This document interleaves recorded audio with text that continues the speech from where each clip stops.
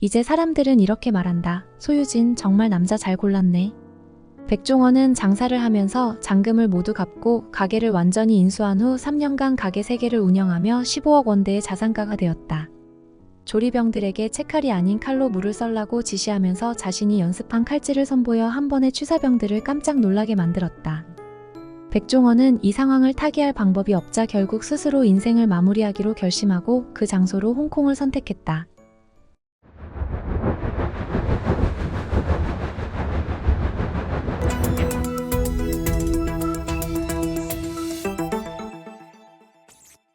열다섯 살 어린 여배우와 결혼한 그는 누구냐?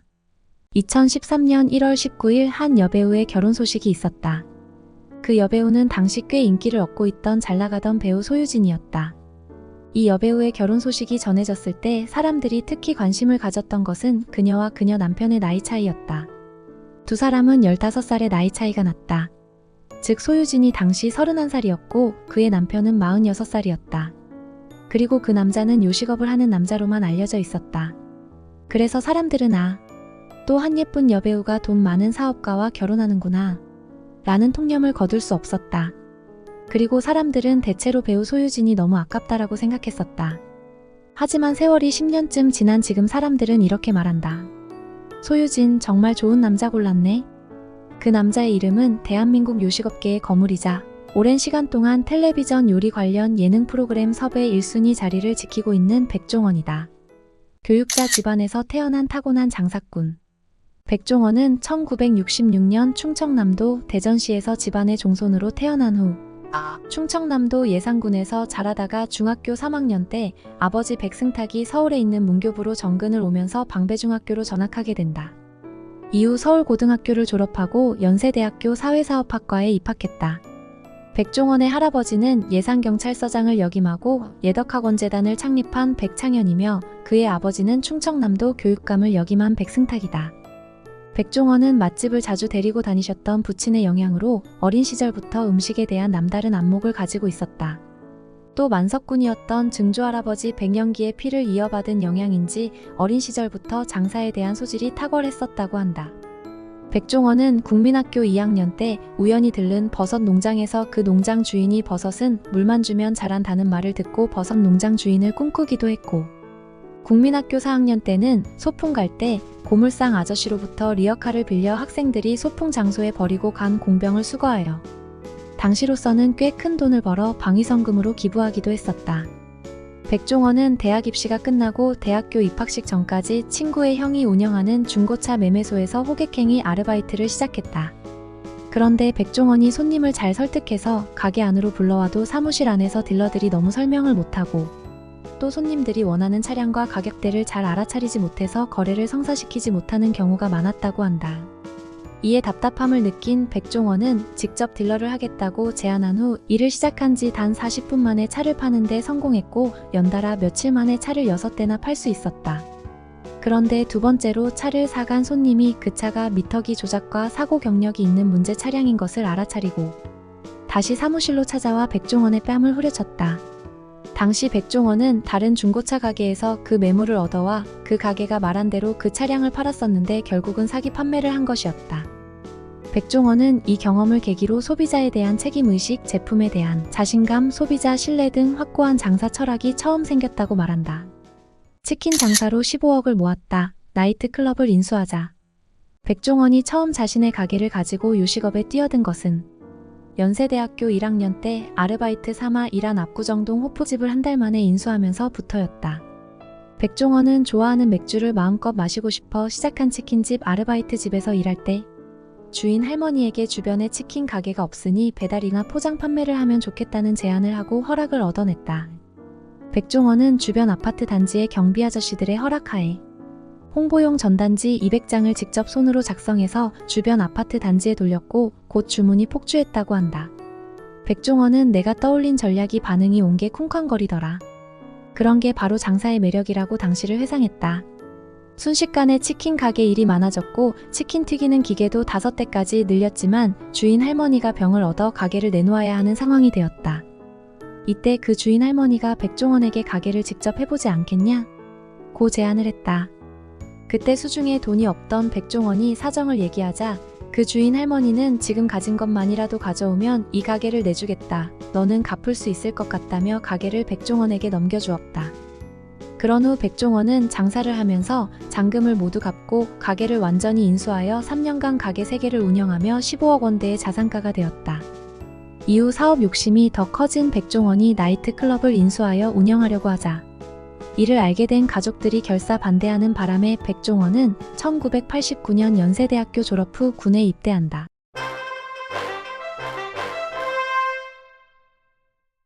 군에 간 백종원 여단장 입맛을 사로잡다.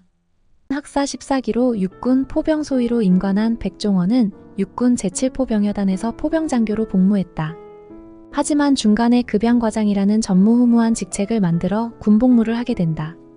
백종원이 제7포병여단 본부대 부관으로 근무할 당시 입맛이 무척 까다로운 여단장이 새로 부임해 왔는데 간부식당 짬밥의 맛이 너무 형편없어서 골치가 아픈 상황이었다.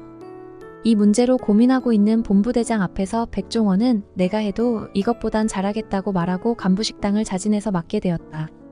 이 당시 백종원은 훈련보다는 간부식당에 더 관심이 많았었고 간부식당을 관리하던 본부대 선임하사는 조리보다는 승진에 유리한 군사훈련 보직을 맡고 싶어해서 서로 보직을 맞교환한 것이다. 물론 이는 두 사람이 임의대로 서로 보직을 맞바꿀 수 있는 것은 아니고 지휘관의 승인이 나야 하는 문제다. 육군을 기준으로 보통 대대급 이상의 부대에 편제되는 급양관리관은 중사나 상사가 맡는 것이 일반적이다. 군대에서 조리 관련 보직은 부사관들 입장에서도 한직으로 분류되며 장교들이 조리 관련 보직을 맡는 예가 아예 없다고 보면 된다.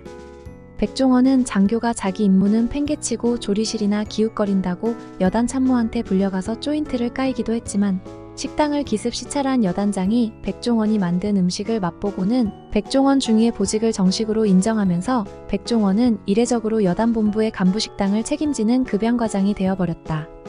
그러나 백종원이 맡게 된 간부식당은 호락호락하지 않았다.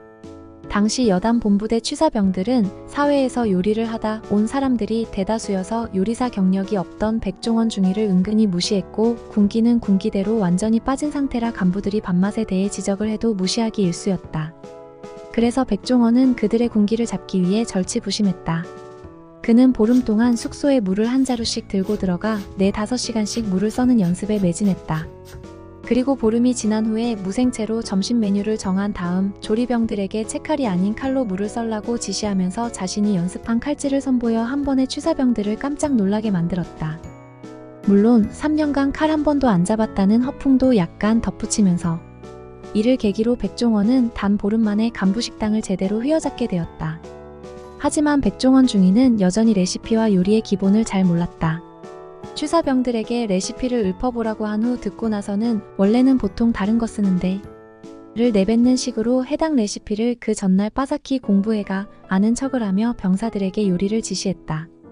그러면서 백종원은 그 옆에서 곁눈질로 요리를 공부하고 배웠다고 한다. 그렇게 1년이 지나니 모든 레시피를 거의 완벽히 섭렵하게 되었고 그에 따라 그의 요리 실력도 폭풍 성장하게 되었다. 백종원은 요리 실력이 일취월장했을 뿐만 아니라 어떻게 하면 군내 식당을 잘 운영할 수 있는지도 터득하게 되었다. 1일치 예산은 1일 안에 모두 써야 한다는 당시 군 규칙을 제대로 활용하여 원재료 값을 아껴 식판을 더 풍성하게 채워준 것이다. 일례로 배추가 비를 맞으면 가격이 떨어진다는 것을 파악하고 비 예보가 있는 날 군용 트럭을 몰고 나가 비를 맞은 배추를 산지에서 트럭째로 싸게 산 다음에 이걸 병사 목욕탕에 넣어놓고 절이는 식으로 부식비를 절감시키면서 간부식당을 운영했다. 이렇게 아낀 예산으로 간부식당에 업소용 레인지와 뚝배기를 구입해 일명 뚝배기 김치찌개를 메뉴로 개발했다. 그 결과 군인들이 제일 싫어하는 찌개 메뉴를 단숨에 인기 메뉴로 만들게 되었고 새우 과자를 이용해 백종원표 새우버거를 개발하는가 하면 배식 형태의 급식을 뷔페식으로 바꾸는 등 그의 끊임없는 도전이 이어졌다. 백종원은 그 시기가 너무 즐거워서 복무기간 마지막 1년은 외박과 휴가도 나가지 않을 정도로 열정을 쏟아부었다. 그렇게 완벽에 가까운 예산 운용과 식당 개발을 통해 풍성하고 맛 좋은 음식을 제공함으로써 입맛 까다로운 여단장에게까지 인정을 받게 되었고 그 여단장은 백종원에게 너 1년만 더 군생활하고 가라고 농담을 할 정도였다고 한다.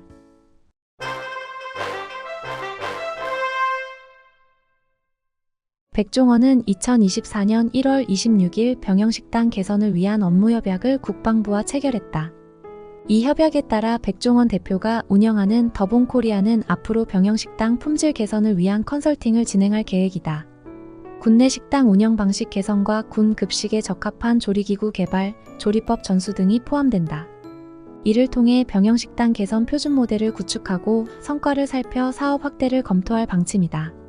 백종원 대표는 이 협약식에서 내 아들도 10년 후면 가서 밥 먹으며 지낼 곳이니 부모의 마음으로 군 급식이 획기적으로 변화하도록 힘을 보태고 싶다며 신세대 장병들이 군에 와서도 집에서 먹던 밥과 비슷하게 먹을 수 있다면 좋겠다고 말했다.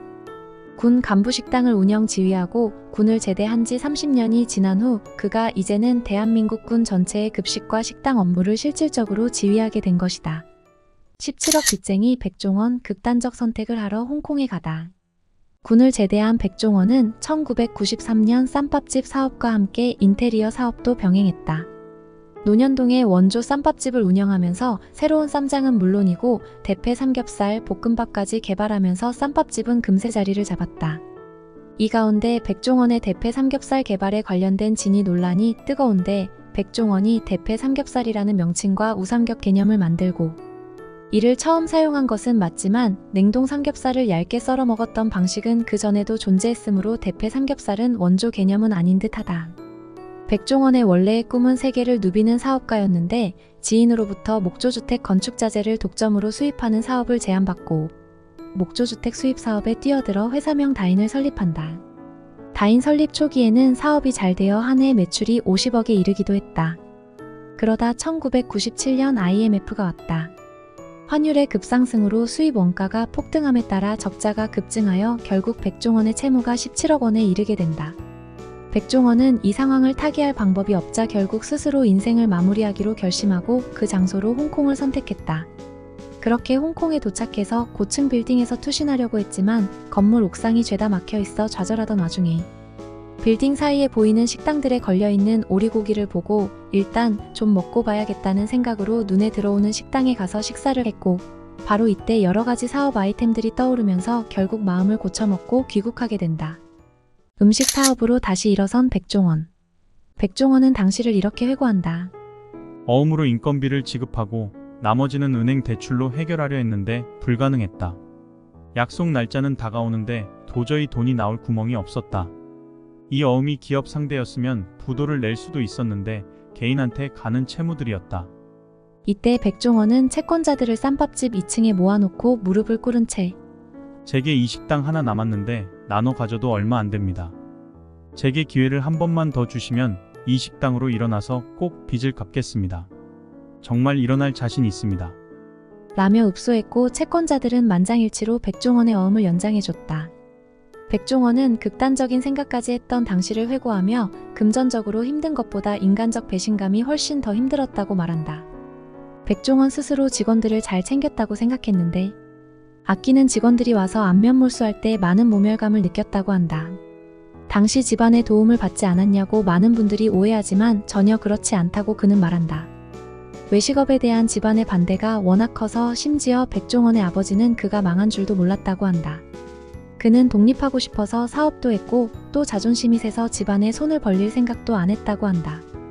이후 백종원은 다시 식당 운영에 전력을 다하여 거의 망해가던 원조 쌈밥집을 되살리고 새로이 포장마차 사업을 시작한다.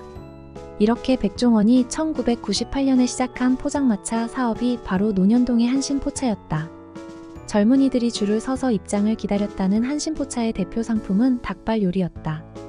한신 닭발이라 불리는 이 요리는 젊은이들 사이에서 선풍적인 인기를 얻게 되었다. 백종원은 서빙부터 장보기, 요리까지 혼자 다 해내는 일과를 보낸다. 새벽 4시에 가락시장에서 장을 본 뒤 오전 6시에 재료를 다듬고 음식을 준비하고 오전 10시에 퇴근해 오후 4시에 다시 출근하는 하루가 반복됐다. 하루에 평균 4시간을 자면서 2년의 시간을 보냈다고 한다. 이 당시 부족한 수면에 더하여 심야 시간에 빈번한 취객들의 행패를 처리하느라 선보인 거친 언어 표현과 육체적 행동 때문에 한때 백종원은 조폭이라는 소문까지 돌기도 했다. 이 때문에 백종원은 지금도 잘 때는 전화기를 꺼둔다. 그렇지 않으면 당시의 트라우마로 잠을 잘 수 없다고 한다.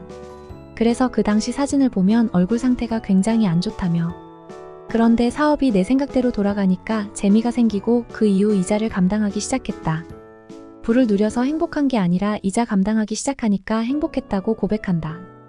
백종원은 이후 2002년에 본가, 2004년에 해물떡찜 공사 10, 2005년에 새마을식당, 2006년에 백다방 홍콩반점 공사 10 등 내놓는 아이템마다 대박을 치면서 17억이나 하던 빚을 전부 다 청산하는데 성공하고 그의 또 다른 비상을 향한 준비를 하고 있었다.